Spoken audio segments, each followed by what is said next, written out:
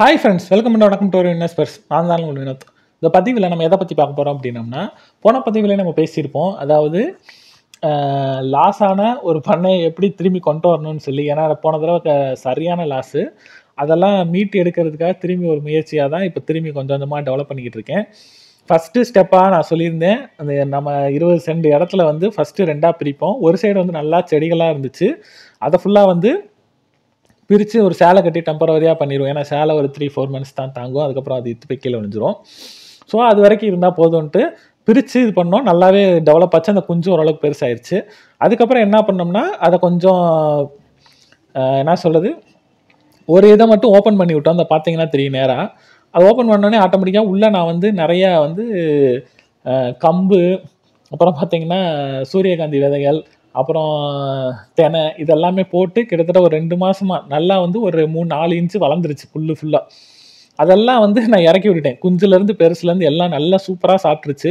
இது மாதிரி நம்ம அடைச்சி வச்சு நம்ம வளர்த்து கொடுத்தோம் அப்படின்னோம்னா, ஓரளவுக்கு அதுக்கு வந்து இயற்கையான இது சாப்பிடும்போது கொஞ்சம் எதிர்ப்பு சக்தி கூடும். அதுக்கப்புறம் நம்ம ஃபஸ்ட்டு நம்ம வந்து பின்கேட் வழியாக வந்து வெளியில் மேய்ச்சலுக்கு அனுப்புவோம். அதே ப்ராசஸ் தான் திரும்பி நான் கன்டினியூ பண்ணியிருக்கேன். கஷ்டப்பட்டு ஒரு வழியாக எல்லா கோழிகளையும் வெளியில் அனுப்பிச்சு அதை வந்து மேய்ச்சலுக்கு விடலாம் அப்படின்னு சொல்லி ஒரு ஸ்டெப்பாக நான் பண்ணுறேன். பார்த்தீங்கன்னா தெரியும், இந்த இடத்துல தான் இப்போ அதை விரட்டி இந்த கோழிகளை அப்படியே கொஞ்சம் கொஞ்சமாக வந்து வெளியில் அனுப்புறதுக்கு தான் ஏற்பாடு பண்ணிக்கிட்டு இருக்கு. மாதிரி இல்லை, ஏன்னா இப்போ நல்லா ஃபுல்லாக காஞ்சு போச்சு கோழிகள்லாம். ஸோ அதை விரட்டி விட்டவொடனே வந்து எல்லாம் வந்து மேய்ச்சலுக்கு நல்லாவே இதாகிடுது. அப்புறம் பார்த்திங்கன்னா ஒரு சில கோழிகள்லாம் வாங்கினேன், செட்டாக வந்துச்சு. என்ன அப்படின்னா, இந்த ஒரு தாய் கோழி, இதுக்கு ஒரு 3 குஞ்சு இருந்துச்சு. அப்புறம் இந்த கருப்பாக இருக்கு பாருங்கள், அது ஒரு கோழி. அப்புறம் வந்து இந்த சேவல், ஏன்னா பழசை நான் போன தடவை காட்டினேன் பார்த்தீங்களா, 2வது நான் வாங்கியிருக்கேன்னு சொல்லி, அந்த சேவல் எல்லாமே செத்து போச்சு.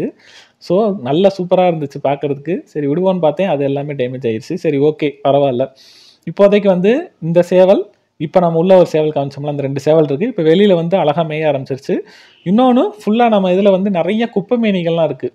நார்மலாகவே தெரியும், கூகுள் பண்ணி பார்த்தீங்கனாலே தெரியும், குப்பை மேனிகை இருந்துச்சுனாலே நல்லாயிருக்கும், கோழியை வந்து வளர்ச்சி நல்லாயிருக்கும். குப்பை மேனிகளை சாப்பிட்டாலே கொஞ்சம் நல்லா புத்துணர்வாக இருக்கும். அப்புறம் நம்மக்கிட்ட புறாவும் இருக்கும், அது நிறைய வீடியோவில் நம்ம காமிச்சிருப்போம். அந்த புறா பார்த்திங்கன்னா அழகாக வந்து இதுக்கு எப்படி மேயிறதை பார்த்துட்டு அதுவும் வந்து உள்ளே வந்துடுது.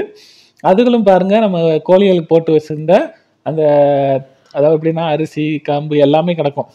இது வந்து சிந்துமணியாகவே வந்து நான் கடையில் போய் வாங்கிடுவேன், எல்லாமே கிடைக்கும். அதில் பருப்புலேருந்து எல்லாமே இருக்கும். ஸோ அதுகளே வந்து சாப்பிட்றதுக்கு மேக்ஸிமம் வந்து ஃபஸ்ட்டு இதை சாப்பிடாது, அரிசியை சாப்பிடாம அதில் கிடக்கிற கோதுமை பருப்பு இது எல்லாமே வந்து சாப்பிட்ரும். சாப்பிட்டுட்டு மிச்சம் விட்டு அரிசியை விட்டுட்டு போயிடும்.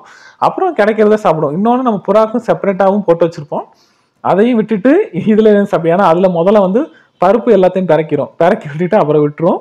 கிடைக்காத பட்சத்தில் தான் இதுகளை சாப்பிட ஆரம்பிக்கும். பாருங்கள், நான் சொன்னேன்ல அந்த சேவல் 2 வெடை, இதுதான் பாருங்கள், கருப்பு கலரில் 2 இருக்குது. எப்படி இருக்குன்னு சொல்லுங்கள். அப்புறம் வந்து ஒரு கழுத்தறுத்தான் கோழியும் இருக்குது. அப்புறம் வந்து 3 குஞ்சில் வந்து ஒரு குஞ்சு கழுத்தறுத்தான் குஞ்சாக இருக்குது. மற்ற 2 சேவல், அதுவும் நாட்டு சேவல் தான். சரி பார்ப்போம் அதெல்லாம் எப்படி வருது அப்படின்றது.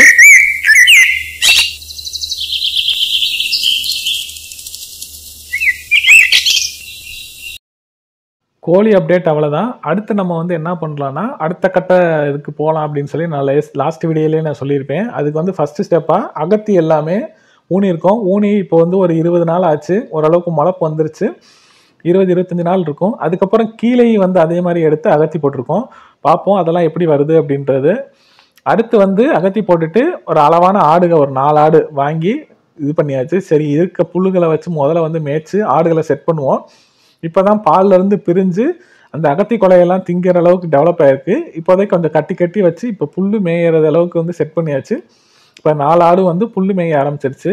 இதோட வளர்ச்சி எப்படி இருக்குன்னு பார்ப்போம். இதோட ஏஜ் எவ்வளோ இருக்கும் நீங்களே அப்ராக்சிமேட்டாக கனெக்ட் பண்ணி எனக்கு கமெண்ட் பண்ணுங்கள். உங்களுக்கு தெரிஞ்சு அப்படின்னம்னா, எனக்கு தெரிஞ்ச வரைக்கும் இது அந்தளவுக்கு எனக்கு தெரியல, நானும் கேட்கல. உங்களுக்கு தெரிஞ்சால் நீங்கள் கமெண்ட் பண்ணுங்கள். இதை வந்து என்னென்ன மாதிரியெல்லாம் வளர்க்கலாம். இப்போதைக்கு 4 ஆடை வாங்கி விட்டுருக்கேன். எல்லாமே செம்பரி குட்டி, எல்லாமே வந்து பார்த்தீங்கன்னா ஆணு தான். ஸோ ஆணை முதல்ல வந்து ஃபீமேல் இதெல்லாம் வாங்கி நம்ம பண்ணுறத விட முதல்ல ஆண் வாங்கி வளர்த்து கெடாவாக வைக்கலாம் அப்படின்னு ஒரு பிளானு. சரி பார்ப்போம் இது எந்த அளவுக்கு நமக்கு செட் ஆகுது அப்படின்றது, பின்னாடி இது கை கொடுக்குமா அப்படின்றது பார்ப்போம். மேய்ச்சிட்டு வந்தவொடனே ஆட்டோமேட்டிக்காக இங்கே பாருங்கள் வந்துடும். இங்கே எனக்குள்ள இப்போதைக்கு ஒரு சின்ன செட்டில் நான் வந்து அடைக்கிறதுக்கு பிளான் பண்ணிக்கேன். நம்ம பழைய கோழி செட்டு தான். அதுக்கப்புறம் பின்னாடி நமக்கு பெரிய ஷெட் இருக்கு. அதில் இப்போதைக்கு அந்த வீட்டு பக்கத்தில் இருக்கிறனால அந்த ஷெட்டில் அடைச்சி நம்ம பழக்கிக்கிறோம். உள்ளே வந்து நம்ம கிட்டத்தட்ட ஒரு 7-8 ஆடு அடைக்கலாம். அதில் 4 ஆடு தான் நம்ம அடைக்கிறோம். முன்னாடி வந்து நம்ம கொலைகளை கட்டி இந்த மாதிரி நம்ம சாப்பிட விட்டு அடைச்சிடுறோம். அவர் வந்து நல்ல எல்லாமே கலந்து, அதாவது இப்படி புண்ணாக்குலேருந்து எல்லாம் கலந்து வைக்கிறாரு. சாப்பிட மாட்டேங்குது. அது எப்படி சாப்பிட வைக்கணும்னு தெரியல. இருந்தாலும் வந்து ஒரு 10 நாளைக்கு நல்லா மேய்ஞ்சு இது பண்ணிட்டோம்னா ஆட்டோமேட்டிக்காக சாப்பிட்ருன்னு நினைக்கிறேன். ஏன்னா உள்ளே வந்து நம்ம நிறையா பயிர் போட்டிருக்கனால அதுகளே சாப்பிட்டுட்டு அங்கே தண்ணி பாயறதே ஆட்டோமேட்டிக்காக வந்து குடிச்சு அதோட தாகத்தை தீர்த்துருது. அதுக்கப்புறம் நம்ம ஒரு தொட்டி வச்சுருந்தோம் அசோலாக்காக. அதில் மீன் விட்டுருந்தோம். இப்போ என்ன பண்ணியிருக்கோம், அதில் செங்கலை 2 சைடு வச்சு மண் போட்டு அதுலேருந்து நம்ம வந்து தாமரை வளர்க்கலாம் அப்படின்னு ஒரு ஐடியா பண்ணியிருக்கோம் மீனோட சேர்த்து. அந்த தாமரை விதைகள் பாருங்கள், நான் முளைக்க வச்சு செஞ்சு அதை வந்து உள்ளே வச்சேன். அதுலேருந்து பாருங்கள் இப்போ ஆட்டோமேட்டிக்காக வந்து தாமரை இலைகள்லாம் போட்டுருச்சு. இதுலேருந்து தாமரை பூ வந்து தாமரை காய்கள் வரும். அந்த காய்களை நம்மளும் சாப்பிட்லாம், கோழிகளுக்கும் கொடுக்கலாம், நல்லது.